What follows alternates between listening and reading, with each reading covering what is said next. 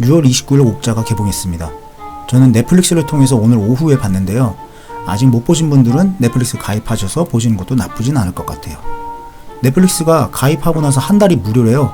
그러니까 한 달이 되기 전에 탈퇴를 해도 위약금 같은 것도 없고 그렇다 하니 넷플릭스 가입하셔서 넷플릭스에서 제공하는 오리지널 시리즈도 보시고 옥자도 보시는 것도 나쁘진 않을 것 같습니다. 넷플릭스 이야기는 여기까지로 하고요. 옥자에 관련돼서 말씀드리도록 하겠습니다. 제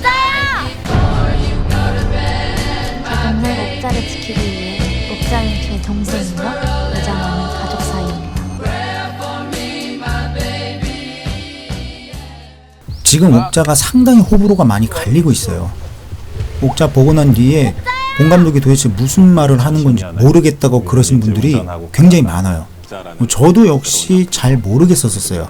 그런데 영화를 끝까지 보고 나서 계속 보내면서 되씹어 보니까 본 감독이 혹시 이런 의도로 만든 건 아닐까 하는 몇몇 장면들이 머리에 떠올랐어요. 그래서 저는 옥자에서 봉준호 감독이 만든 봉준호 감독표 동화 옥자에 대해서 리뷰를 하고자 하고요. 크게 두 가지를 말씀드리면서 영상 마무리할 겁니다. 자, 첫 번째로 돼지에 현혹되시면 안 돼요. 이게 무슨 말이냐면은 저는 이 돼지로 옥자를 만든 걸 봉준호 감독 굉장히 칭찬해드리고 싶어요. 사실 이거 큰 줄거리가 별게 없어요. 유전자 조작으로 태어난 돼지가 세계 몇십 개국에 배포됐고 이를 통해서 10년이 지난 후 슈퍼돼지 콘테스트를 통해서 미란도 그룹에서 전세계 자신들의 돼지를 홍보하려는 계획을 세우죠. 그렇게 10년이 지나고 옥자가 다시 미란도 그룹으로 돌아가는데 옥자를 가족처럼 여겼던 미자가 옥자를 찾기 위해서 여행을 떠납니다.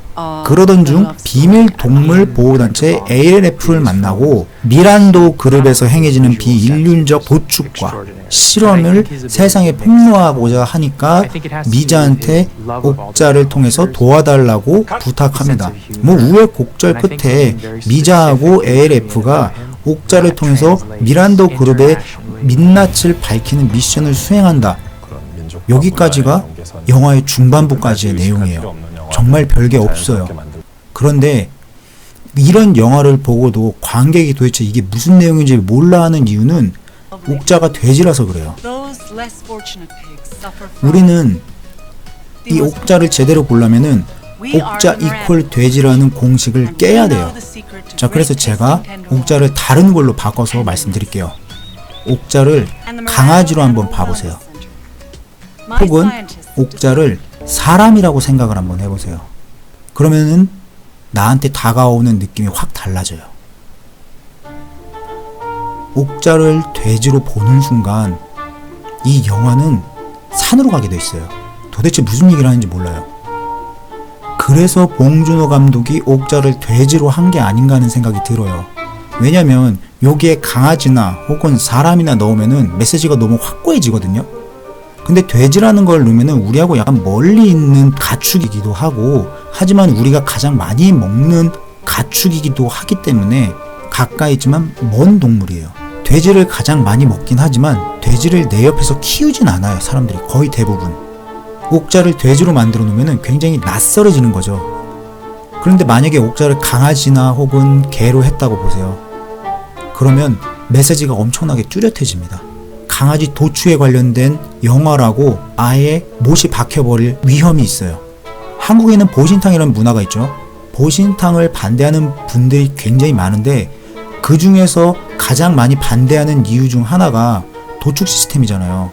너무 더러운 환경이고 비인륜적 형태에서 도축하고 사육하고, 만약에 식용 목적으로 길러지는 강아지들이 최소한 강원도 횡성 같은 곳에서 한우를 키우는 한우 농가 시스템 속에서 길러진다면은 그러면 어떠실 것 같아요? 물론 강아지가 사람과 가장 가까이 있는 동물이기 때문에 그렇게 된다고 해도 반대하실 분들은 반대하겠지만은 보신탕을 먹는 사람과 안 먹는 사람, 이 두 분류를 어느 쪽이 나쁘다고 이야기할 수가 없는 거잖아요. 그냥 그게 싫은 거지.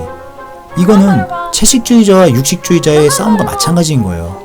내가 채식을 먹는 거고 내가 고기를 먹는 거고 내가 개를 먹는 거예요. 내가 개를 안 먹는 거죠. 이거는 서로 다른 거기 때문에 물론 내가 싫어서 싫다고 얘기할 수 있어요.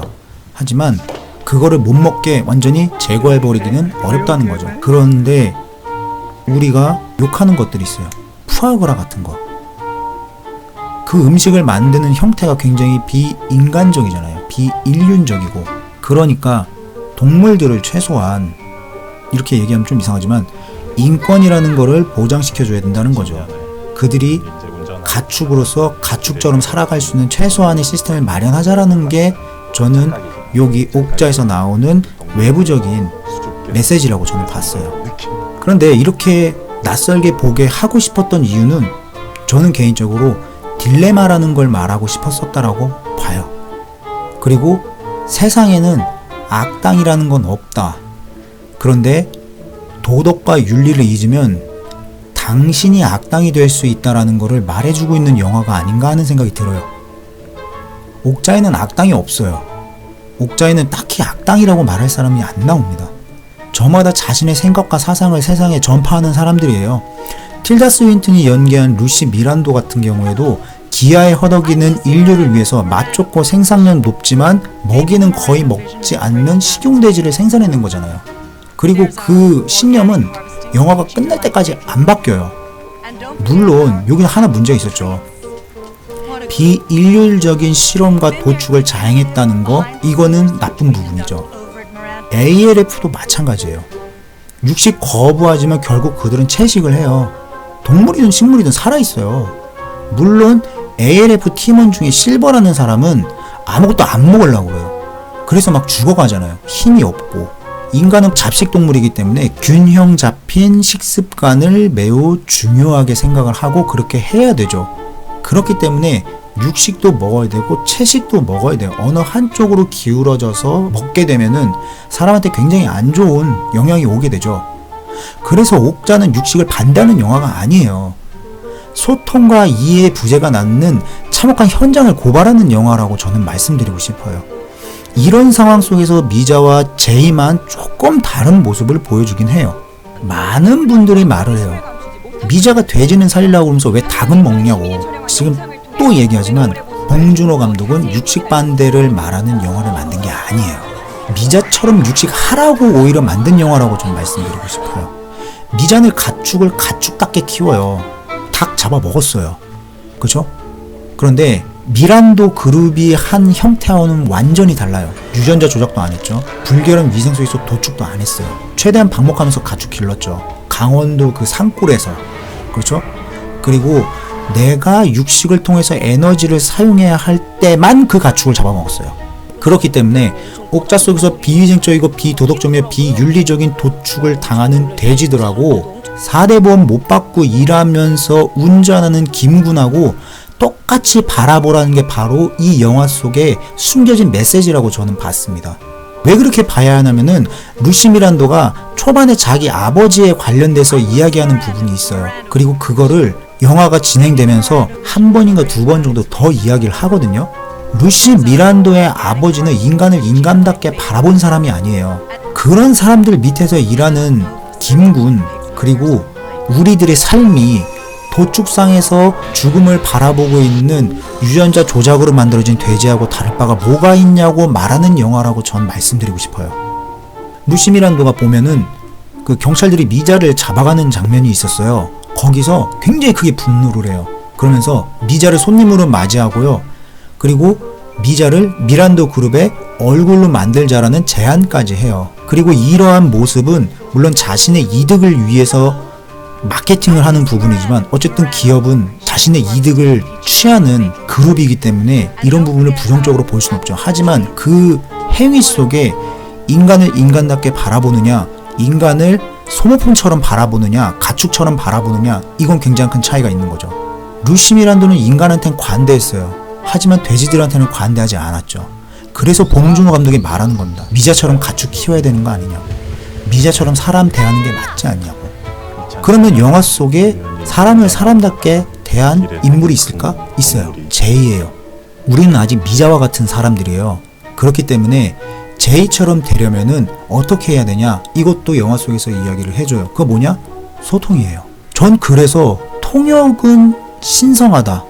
이 메시지가 나온 것 같아요. 미자는 다른 캐릭터하고 달리 꾸준히 소통하려고 그래요. 물론 제이도 마찬가지예요. 이 영화 속에서 소통을 원하고 소통을 해야 된다고 뿌리 깊게 생각하고 있는 인물은 미자하고 제이 말고는 특별하게 나타나진 않아요. 미자는 꾸준히 소통하려고 그래요. 미국 갈 때도 기초 영어 회화 외우면서 가요. 뿐만 아니고 옥자가 잘 있는지 확인하려고 전화통화하고 싶다고 이야기를 하는데, 잘 보면은 그 장면 다음에 뭐가 나오냐면요, 미란도 그룹 사람들이 SNS와 유튜브를 통해서 이 콘테스트에 대해서 홍보하라는 걸 보여줘요. 자, 이걸 대비해서 보는 이유는 다음과 같아요. 영화 자세히 보면요, 사람들이 전부 SNS와 유튜브에 빠져 사는 걸 보여줘요.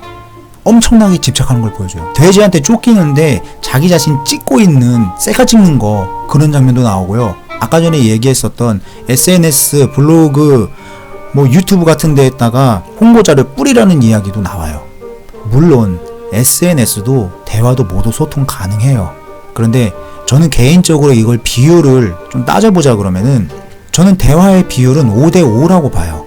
근데 SNS는 개인 계정 같은 경우에는 7대3 정도 되고요. 기업 계정 같은 경우에는 거의 9대1이나 10대0 정도 된다고 봐요.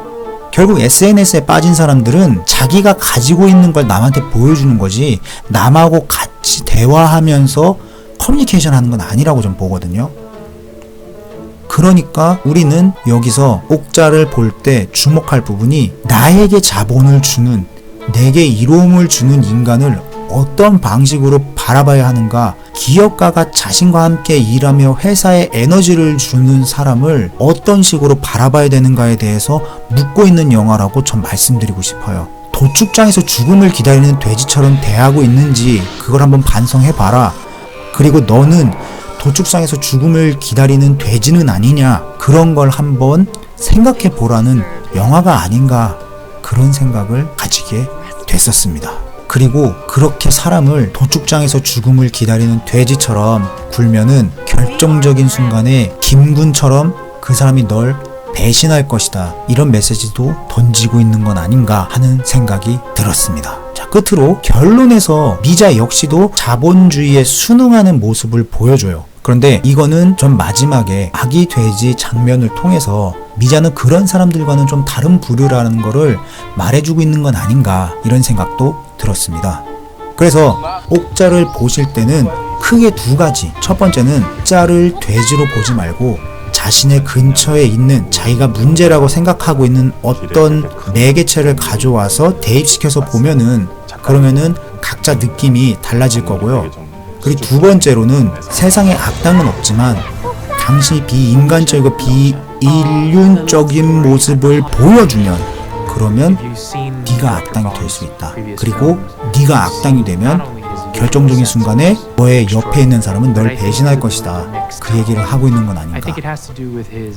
이렇게 말씀드리면서 생각하면서 리뷰 마치겠습니다.